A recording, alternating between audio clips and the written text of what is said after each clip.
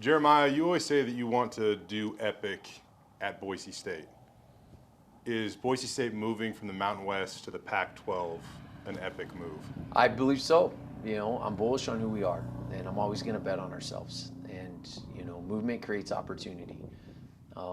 That's my role and responsibility here. And I said it the day I got here. It's always what's next. We are not going to sit back and let things happen. We are going to make them happen. And I'm not a magician. I'm not going to guarantee a pot of gold at the end of the rainbow, or but I will guarantee that and I will always bet on us. I believe this is a great move for our institution, our athletic department, from a competitive excellence standpoint, from a revenue generation standpoint, and I believe it's the next step in us creating epic. When you talk about revenue generation, and I know everything right now is probably it's kind of speculated, as you will have to figure out TV deals and stuff in the future. How much more revenue do you think that Boise State could potentially make in the Pac-12 versus staying in the Mountain West? I think a lot of that is to be determined. As I look at the numbers, I know this move improves our financial situation instantly. Whether it's telling our story, there's going to be ancillary opportunities, but then overall from a media rights standpoint, and there's still 2 to 4 teams, that we're going to have to add to continue to build this out. But how exciting is that? And to me, that creates revenue opportunities for us. And I think Bronco Nation knows me well enough. We're going to plan the work the plan, and there are no guarantees. But I believe in our team and what we're building. So this kind of seemed to come out of left field last night, I would say. Yeah. How long have you been in talks with the Pac-12 conference, and then when was the official invite actually extended to Boise State?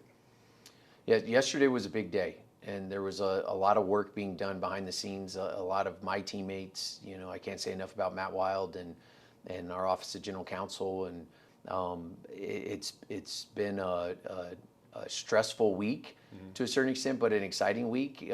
These conversations, we always knew that this was a potential opportunity. It obviously started escalating, over the last few weeks, and the way these moves come to fruition, it sometimes happens extremely quickly.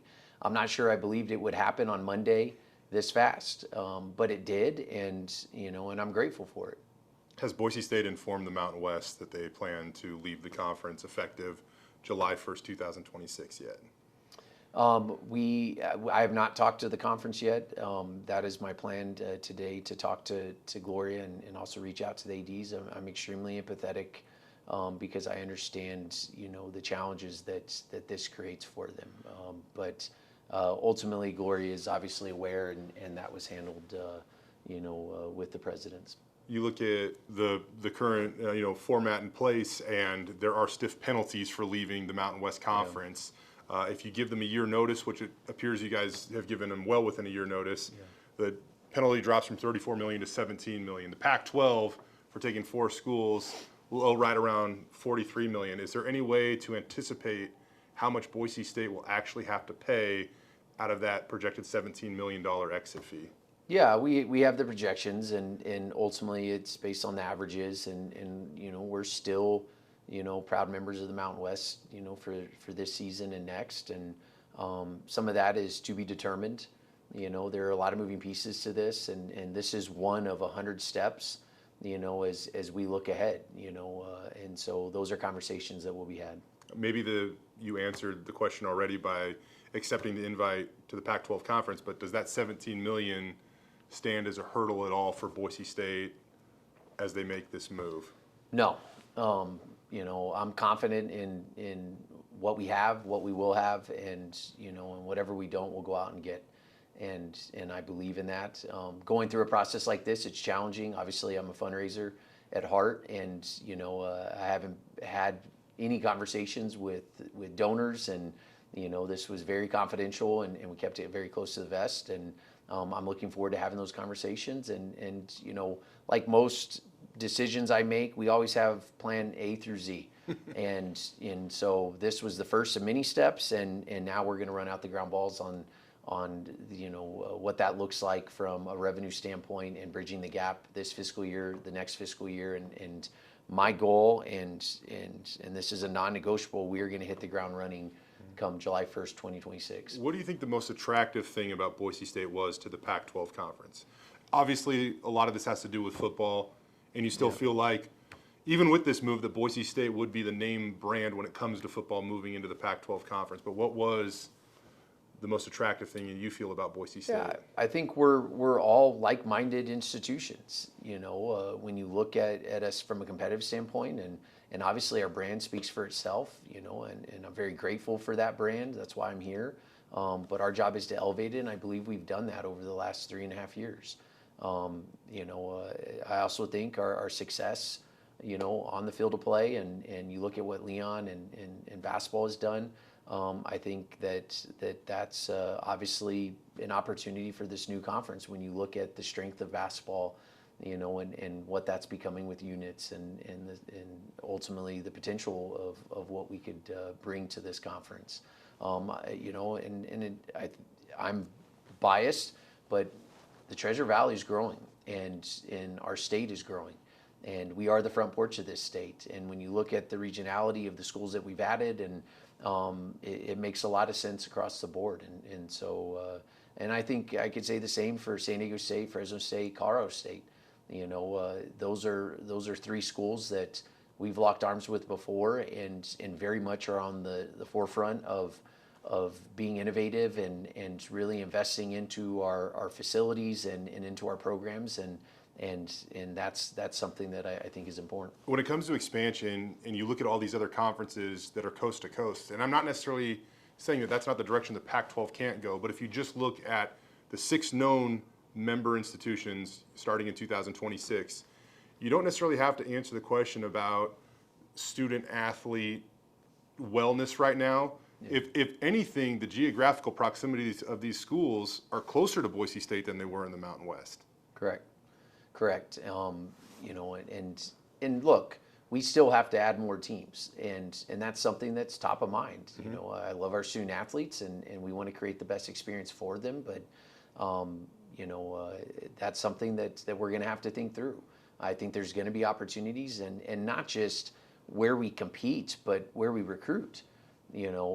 This is everyone that we've now, the conference, the Pac-6 right now, are all in areas that we're pulling student athletes across 18 sport programs.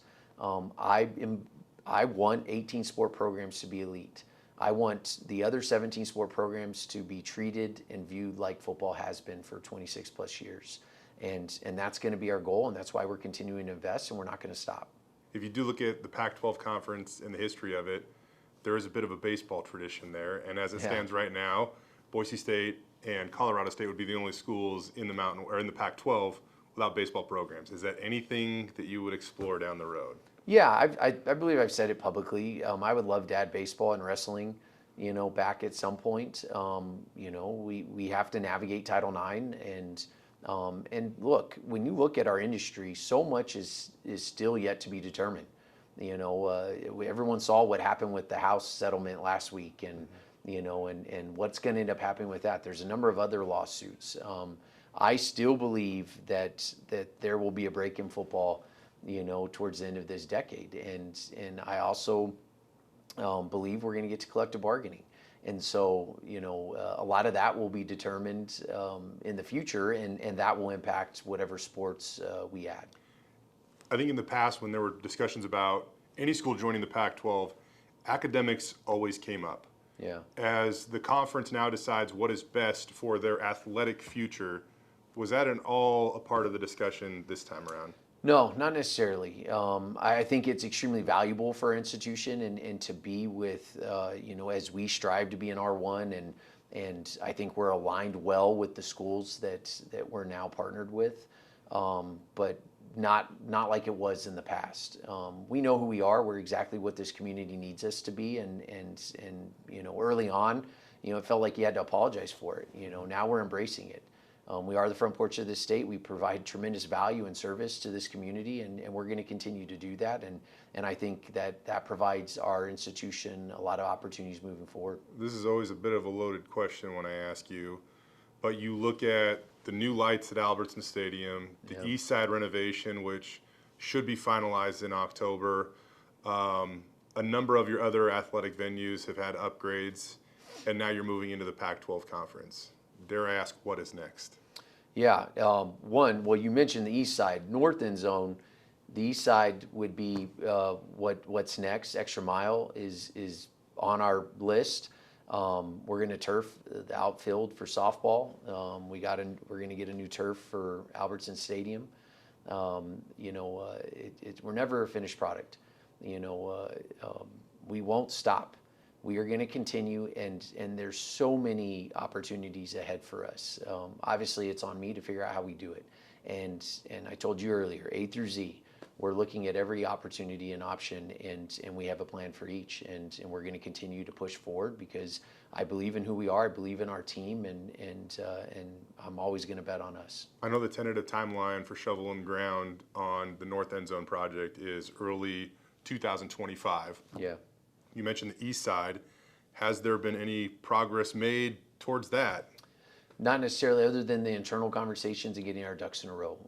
Navigating, doing any type of facility, there are a lot of moving pieces to that. And obviously the north end zone, it's taken us quite a while to get to this point, but we keep chopping. We're going to keep going, and I know we've talked before about the Ox Gym. And what do we do in that space? And we have been working on that, and I would say that's probably our next big project. Financing and resources are always going to be a challenge, but that's no different than the last 30 years. We're going to find a path forward, and I think there's opportunities that we've been working on that will provide those resources that will allow us to start knocking out some of these other facilities. We have to monetize our operations. We have to create a better fan experience. We have to positively impact the student athlete experience. That's my responsibility. That's our responsibility, and we're going to continue to do that. You look at all those big picture projects, and earlier I asked when you guys started these discussions, but how long have you been preparing for this moment? Since I arrived. There was an opportunity, and not every opportunity, that's presented, am I going to jump at. But, when I first arrived and there was an opportunity in the American, and, at that point in time, I didn't feel it was the best move for us.